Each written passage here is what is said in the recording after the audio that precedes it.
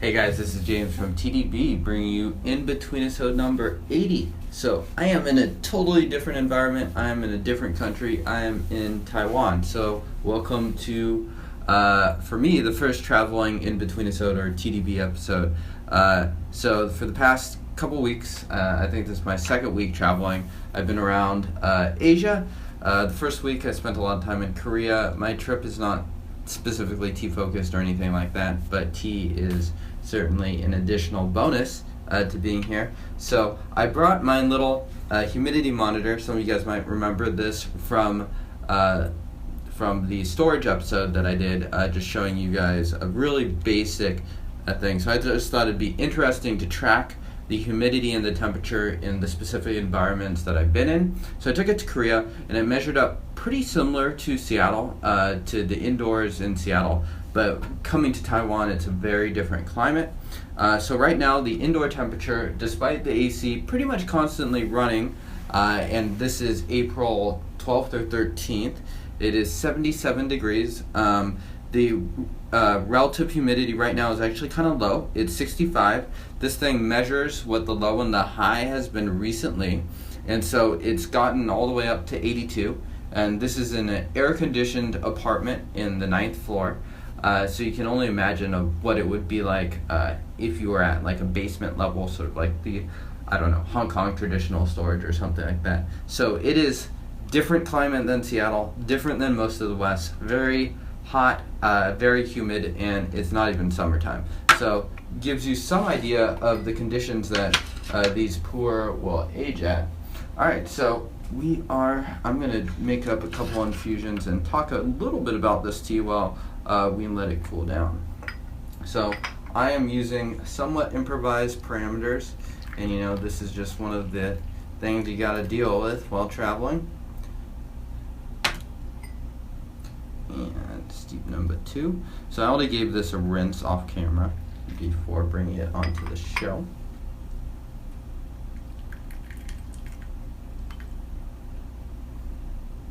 And I will set that aside over here.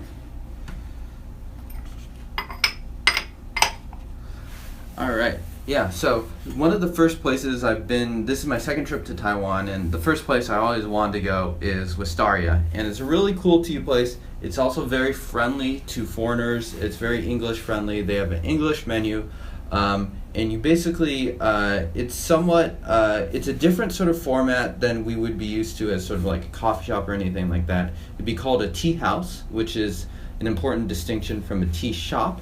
And it's where you basically get to sit down, you order tea off the menu. It costs about $10 per person, which by Western standards isn't ridiculous at all, but compared to the Taiwanese cost of living and maybe the power of the dollar here, it is not an activity that I don't think the locals would do very commonly, at least. But it's a really cool setup. The service is a little bit slow, but I think that's part of the point of just being able to slow down, enjoy the tea. There is a back room, which is where my girlfriend and I sat, where it's sort of like a tatami room or something similar to that, for those familiar with the concept. So you're sitting on the floor, you're drinking tea. There's also a place where there's more normal sized tables and chairs for you to sit if that's not your thing. But the owner there, Joe Yu, is a very famous guy, and he presses his own Pu'erh cakes, and so he's pressed a bunch throughout the years. So what we're drinking is actually the 2003 Qingteng, which he made back in 2003. It's Mungsong material.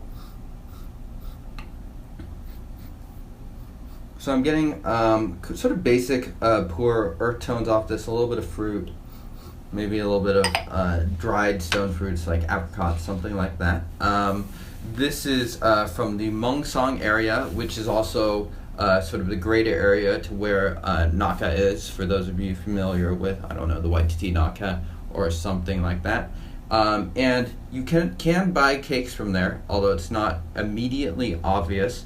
You'll have to go to the front desk and ask specifically about certain cakes and what the price is, and then you can buy those and take those home. All right, So steep number 1. Cheers, guys.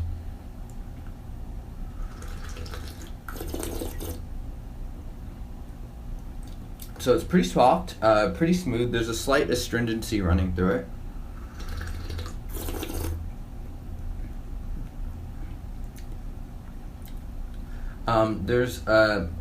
It's a little bit light in terms of body, but there is sort of a slick feeling going down the throat. So a little bit, some plums going on. I think that's sort of the fruit that's happening in the tea right now.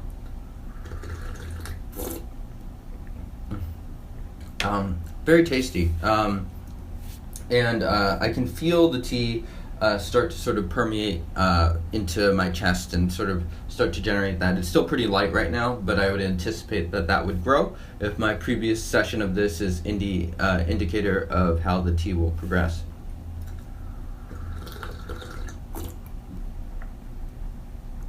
Yeah, so a little bit tones of leather, a little bit of dark flavors in there.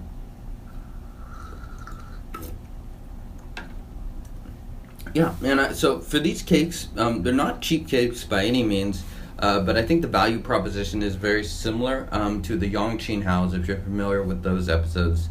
It's another boutique Taiwanese brand. So these cakes are all 357 grams, or at least for the most part are.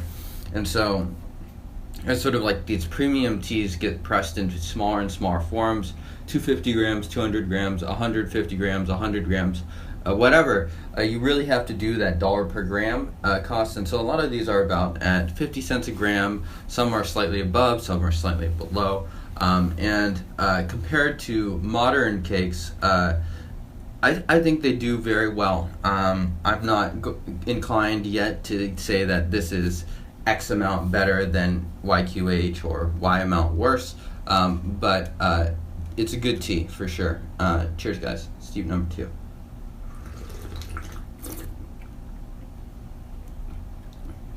So it's thicker immediately. More of that astringent character is also present.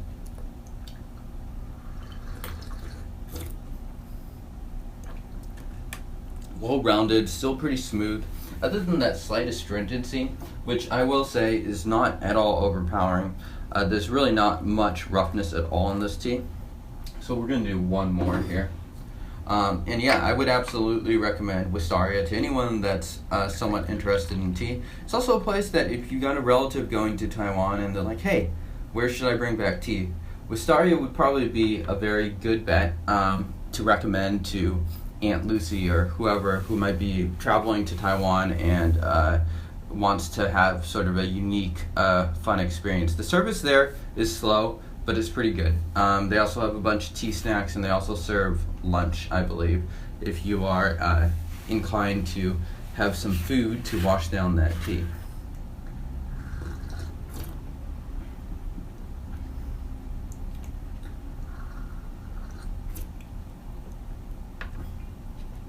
So, you guys can't tell, but the liqueur of the tea has gotten progressively darker for each brew.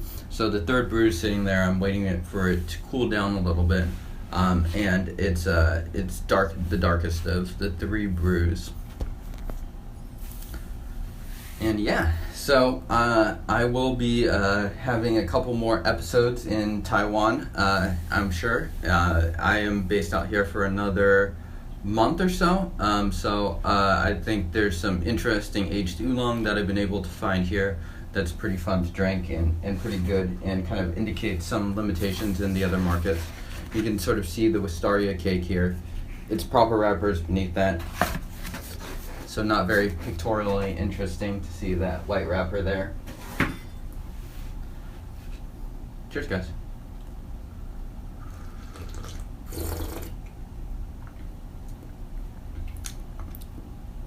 So now it's a little bitter. Definitely the most significant bite to this, and you've seen that I'm still just giving this flash steeps. Quick smell. Very sweet aroma, plum, earth tones again to it. It's also in terms of like where it's sort of leaving an effect on the mouth. I'm feeling it towards the back of my mouth. The feeling in the chest has continued to grow. I'm also having a variety of sweet flavors that stick to the throat.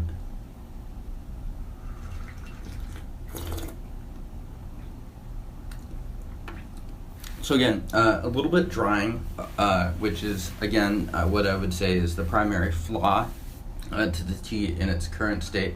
But overall, it leaves a very nice feeling in the mouth. It leaves me feeling very nice. I'm starting to sweat a little bit. It's also 77 degrees in here, so part of that could certainly be attributed to the temperature inside. Some leather, some dark plums.